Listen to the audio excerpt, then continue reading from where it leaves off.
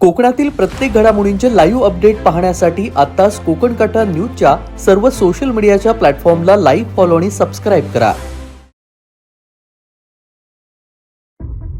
खेड तालुक्यातील धामणन काजूफाटा परिसरातील नागझरी नदीत पोहण्यासाठी गेलेल्या एकाच कुटुंबातील तिघांचा पाण्यात बुडून दुर्दैवी मृत्यू झाल्याची हृदयद्रावक घटना काल सोमवारी 18 मे दुपारच्या सुमारास घडली.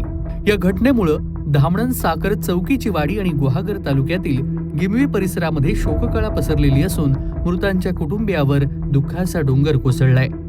मृतांमध्ये लावण्य विजय पार्टे वय 15 राहणार साखर चौकीची वाडी तालुका खेड, नितीन सूर्यकांत जाधव वय 38 राहणार गिमवी तालुका गुहागर आणि विराज किशोर जाधव वय 12 राहणार गिमवी तालुका गुहागर यांचा यामध्ये समावेश आहे.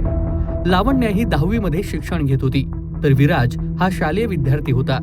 नितीन जाधव हे कुटुंबातील जबाबदार सदस्य म्हणून ओळखले जात होते. त्यांच्या अकाली निधनामुळे दोन्ही कुटुंबावर शोककळा पसरली आहे. मिळालेल्या प्राथमिक माहितीनुसार सोमवार दिनांक 18 मे 2026 रोजी दुपारी 3:30 ते 5 वाजण्याच्या दरम्यान हे तिघे धामणन काजूफाटा परिसरातील नागझरी नदीच्या डोहामध्ये पोहण्यासाठी गेले होते. उन्हाच्या तीव्रतेमुळे परिसरातील अनेक नागरिक नदीकाठी जात असतात. मात्र नागझरी नदीतील डोहाची खोली आणि पाण्याच्या प्रवाहाचा अचूक अंदाज न आल्यानं तिघेही खोल पाण्यात गेले आणि बुडाले.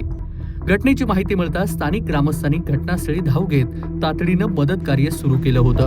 काही युवकांनी नदीत उतरून शोधकार्य केलं.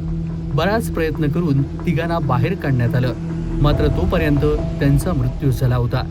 ही घटना समजताच परिसरात मोठी गर्दी झाली होती. अनेकांच्या डोळ्यात अश्रू तरळले होते. दरम्यान घटनेची माहिती मिळताच खेड पोलीस ठाण्याचे अधिकारी आणि कर्मचारी घटनास्थळी दाखल झाले होते. पोलिसांनी पंचनामा करून मृतदेह शवविच्छेदनासाठी ग्रामीण रुग्णालयामध्ये पाठवलं. या प्रकरणी अरुण गोपाल पार्टे यांनी खेड पोलीस ठाण्यात खबर दिलेली असून आकस्मिक मृत्यू खेड पोलीस ठाण्यात खबर दिली होती.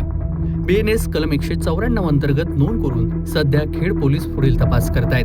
नागझरी नदी परिसरात यापूर्वीही काही लहान मोठे अपघात घडल्याची चर्चा स्थानिकांमध्ये आहे.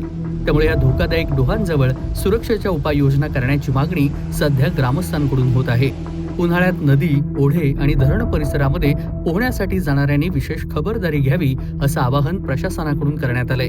या दुर्दैवी घटनेमुळे खेड गुहागर परिसर शोकमग्न झालेला असून मृतांच्या नातेवाईकांचं सांत्वन करण्यासाठी नागरिकांची मोठी गर्दी देखील पाहायला मिळत होती.